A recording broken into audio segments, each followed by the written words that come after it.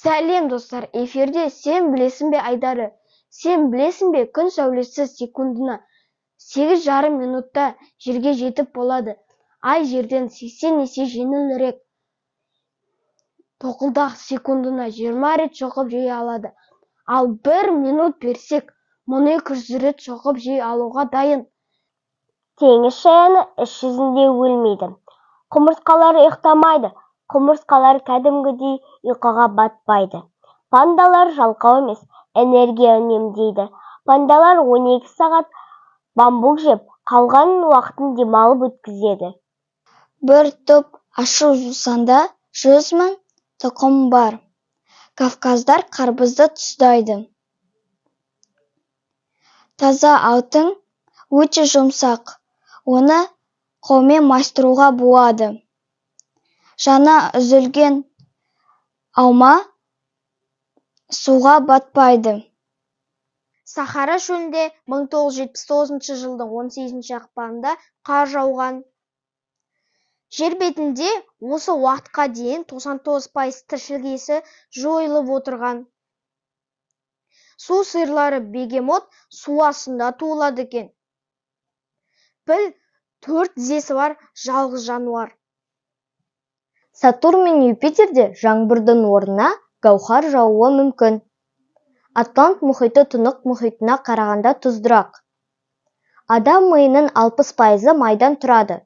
Бұл оны адам денесіндегі ең майлы орган етеді. Жирафтар ұйқысы өте қысқа. Олар бар болғаны 10-30 минут ұйықтайды. Жердің ең құрғақ жері Антарктикадағы Мак-Мердо құрғақ аңғарлары. Күн негізі планета емес, күн жұлдыз екен. Теңіз жұлдыздарының миы жоқ.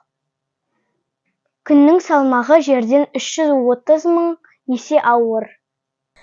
Адамның жүрегі күніне 100 мың рет соғып тұрады. 7500 литрдан аса қанды бүкіл денеге таратады.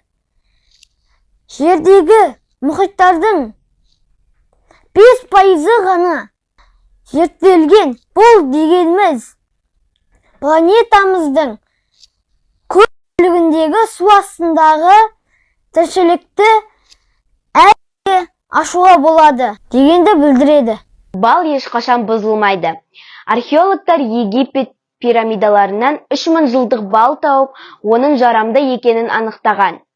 Кенгуру артқа жүре алмайды, себебі оның құйрығы артқа қозғалуға мүмкіндік бермейді. Жирафтың дауысы жоқ деп ойлайтын шығарсыз, бірақ олар өте төмен жиілікте гуіл шығара алады, ал адам оны ести алмайды. Егер суды өте жоғары температурада ыдыратса, онда оттегі мен сутекке бөлініп, сутегі жануы мүмкін. Ақпарат пайдалы болды деп ойлаймын.